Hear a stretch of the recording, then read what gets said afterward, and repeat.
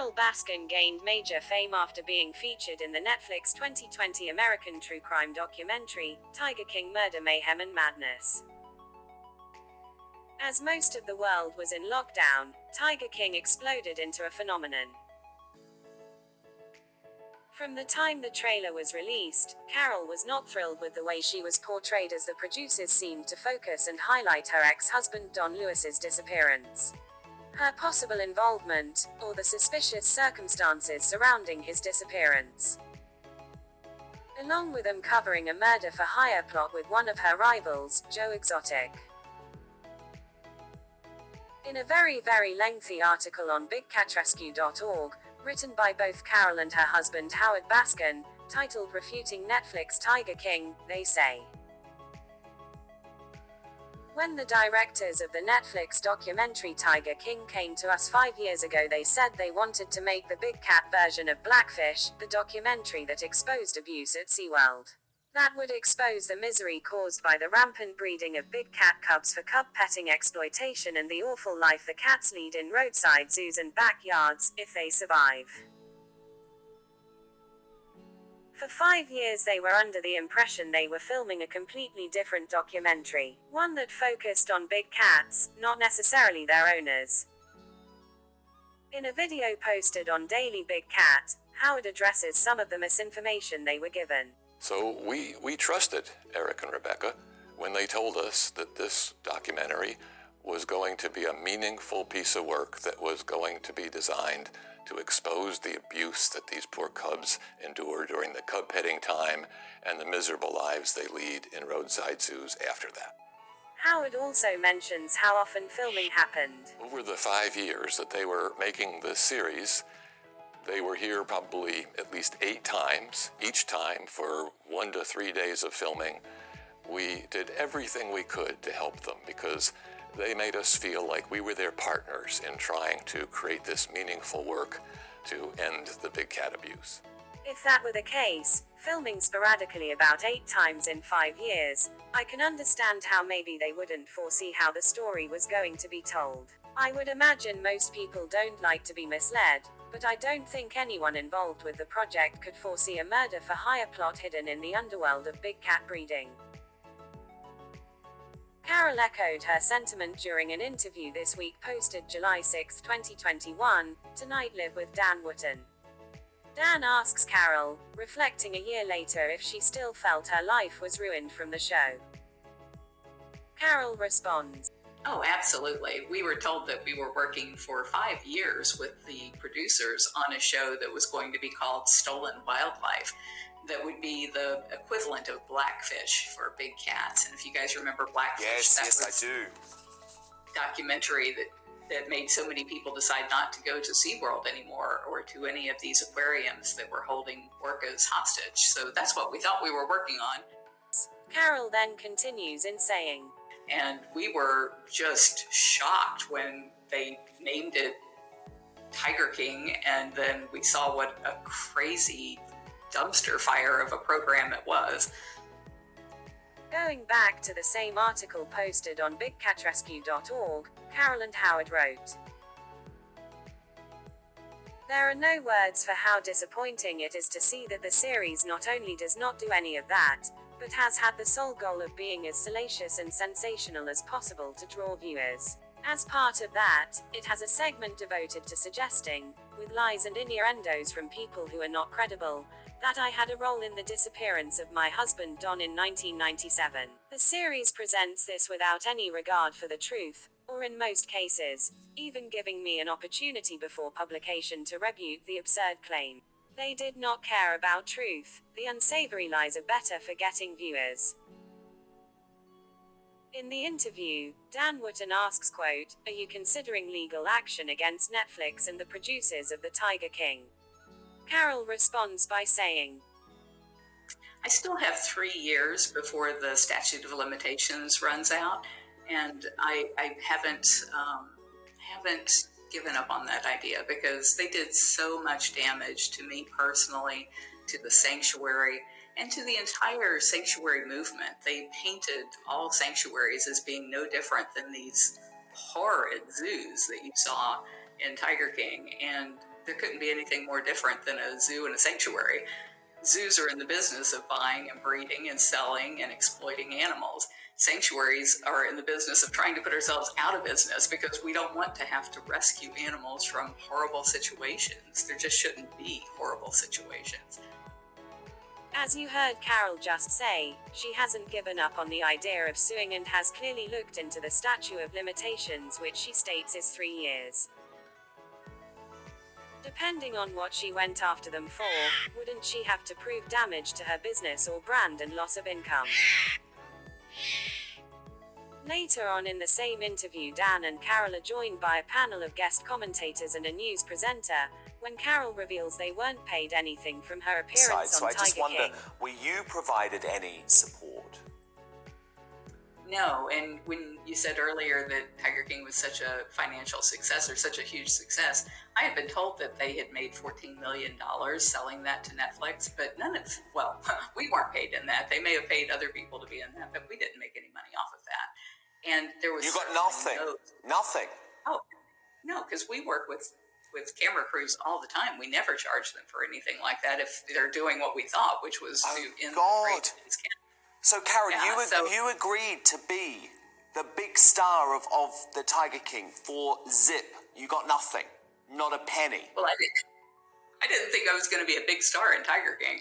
I thought we were going to be doing a show where they go around and they talk to all of the conservationists and the experts, the David Attenboroughs of the world, about why we shouldn't be doing cub petting. That's what I thought this show was supposed to be about.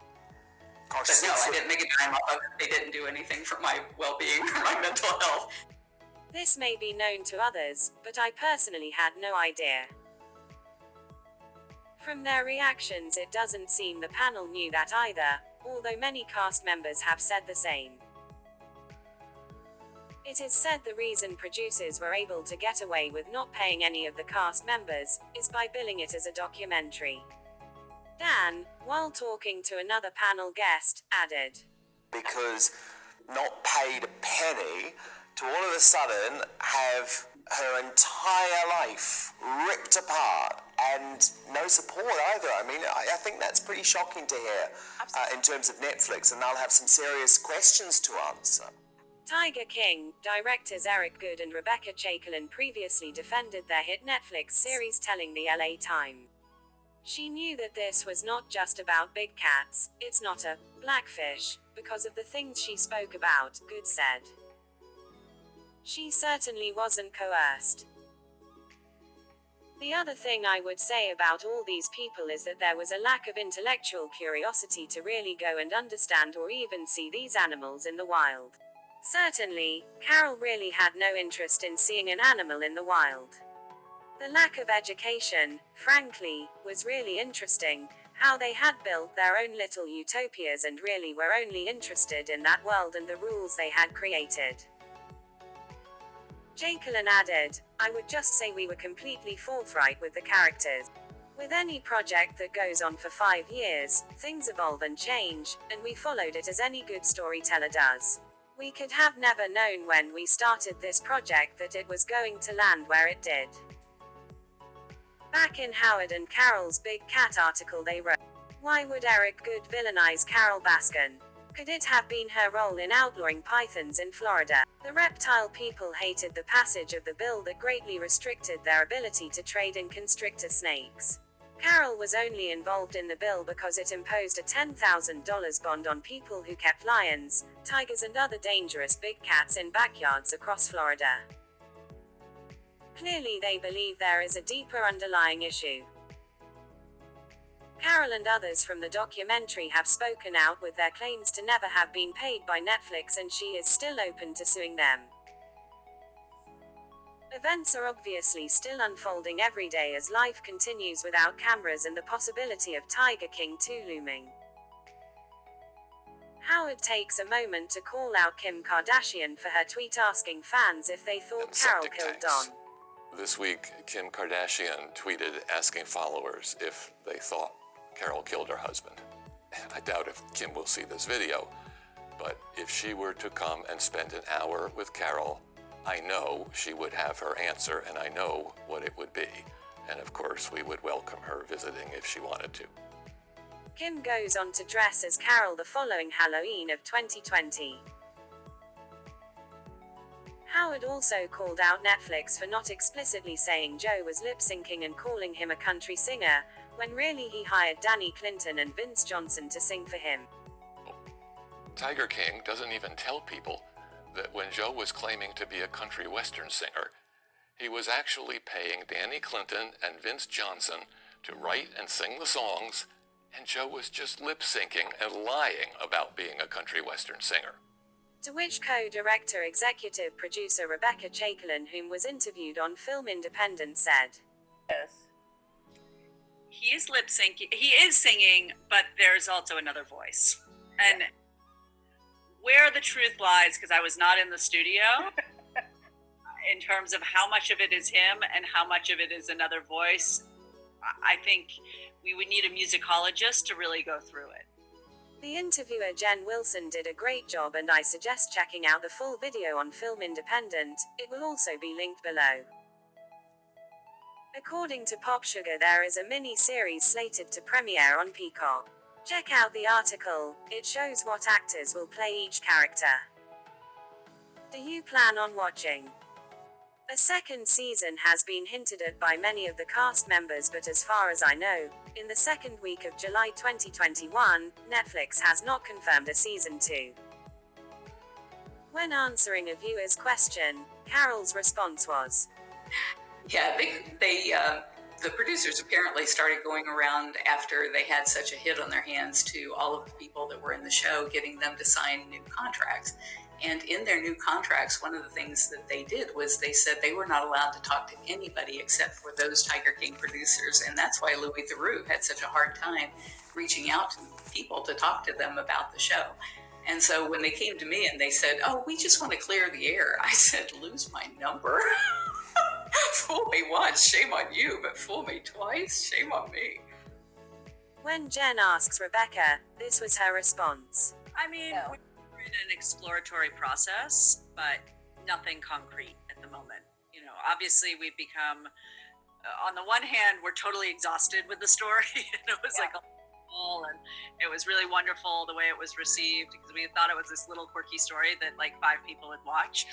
And on the other hand, we're really invested in the story and it's still unfolding, and we're like, oh, so we're on the fence right now, just trying to figure out, is there really more story to tell, or is it time to move on? That's understandable, considering they have spent many years on the documentary. Although the paycheck would be a large incentive, I guess we just have to sit back and see what happens in the near future. One thing is for sure, the documentary was entertaining, and I'll be watching if further installments come out. Tiger King is still available to stream on Netflix. If you enjoyed this video, please consider subscribing and hitting like. Let me know, were you a fan, and do you want more of the Tiger King and their salacious storyline? Do you think anyone would sign up for more without pay? I highly doubt it. Comment down below, I'd love to hear your thoughts. I hope you have a wonderful week, and don't forget to laugh through life. I'm still, to this day, I'm absolutely stunned that they would try to turn me into the villain and use these allegations made by a bunch of animal abusers and people who had tried to take over my business as something that had the entire world believing that I was, as you put it, a gold-digging, home-wrecking murderer.